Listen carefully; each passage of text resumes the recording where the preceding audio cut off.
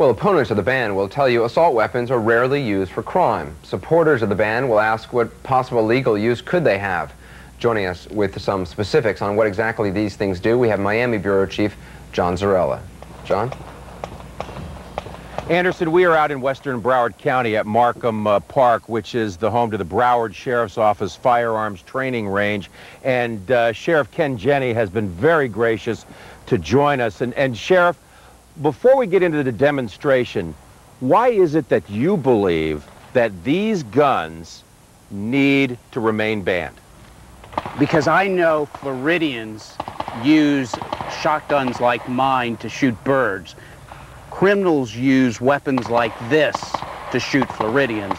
And I know that's a major difference between these type of weapons, as do most Floridians. So you don't believe that this particular weapon has a place on the street? Absolutely not. I mean, this has a weapon, this has a place to shoot birds, to enjoy, but this is one that ought to be off the streets. Now, in our demonstration that we're going to show you right now, the Detective Chris Worth, is going to shoot that AK-47, right, that you just gave us? That's right. It's an old Chinese AK-47 that has been banned. And that is one of the banned weapons, the 19 currently banned weapons. And you can see the destructive force. It's got a 30 rounds in its magazine, and he will be firing it now. Okay.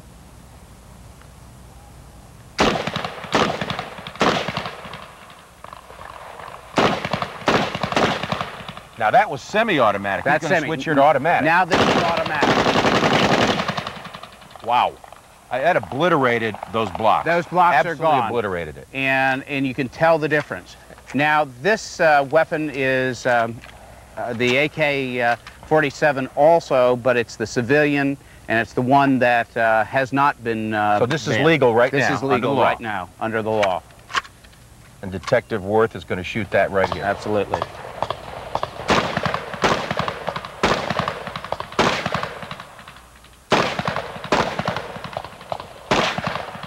Sheriff, that still carries a tremendous amount of firepower. Those guns, though, as far as you're concerned, do you believe that other police departments too, and that other members of law enforcement want to see these weapons stay off the streets? There's no purpose for these weapons on the street of Florida or any place else in the United States. We believe in having long guns. We believe in handguns, but it's a different, these are weapons that are designed to kill.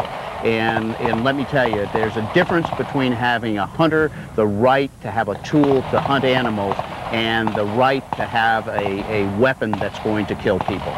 Finally, Sheriff, again, on this particular weapon, the difference in the legal weapons and the illegal primarily is the numbers of rounds. Absolutely. The band and what would occur is that you'd now have 30 rounds in the magazine as opposed to 10. And let me tell you something, that is a great danger to law enforcement on the street. It's a great danger to the public out there, and that's why I think that they should be banned. Sheriff, again, you can take a look at those targets that have been absolutely... It makes a big difference. You can look there, you can see, and that's the danger. And the holes that have been literally drilled through that bulletproof vest that's designed to protect police officers is riddled. And you can see what would happen. And this is not a child on a stoop. This is not someone walking down the street. This is a vest that's designed to protect people from gunshot. And this is the danger we see. Sheriff Ken Jenney, to you and to the deputies that have come out here to help us, we thank you so very much for your time and the efforts of everyone. Clearly, Anderson, an example of the firepower that these weapons possess and why, at least here in Broward County, the Broward Sheriff's Office and Sheriff Ken Jenney want to see that ban remain in place. A powerful demonstration. Anderson? John, the NRA, of course, opposes the assault weapon ban just as vehemently as these gentlemen here support it. Basically, what is the NRA side of the argument? Let me ask the Sheriff. Sheriff, you know, the NRA has been basically opposed to the ban. Yes. What do you think what's the NRA's reasoning for opposing this particular ban? You have any idea? Well, from a practical point, no, I don't, because I heard the argument several years ago that we did not need a state law, we did not need local laws, because there was a federal law in place that would prohibit this, and that we should have one universal law. I'm going to take those gentlemen that have protested and said that local laws, state laws aren't necessary because there's a federal. So I would presume that that's a reason to keep it. And two, the second thing with the NRA, I think they're honorable people who probably don't want to see any dent in the right to bear arms. But this is more than above that question. These weapons are dangerous to people on the street. They're dangerous, and we're talking about 30 rounds in a magazine. It's a serious question. So, and clearly this has nothing to do with right and to bear arms. This is clearly an issue of there's no place on the street for a weapon that can do that kind of destructive power.